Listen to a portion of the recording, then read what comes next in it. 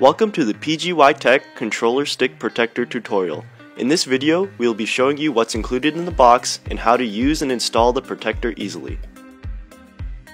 Each set includes one protector and the PGYtech instruction manual. PGYtech's Control Stick Protector helps prevent screen, button, and stick damage when on the go. This is how it works. To install the protector, simply align the rings with the two sticks and press till it's securely locked. We use the remote controller surface to create a self-locking system, so you do not need any screws or tools.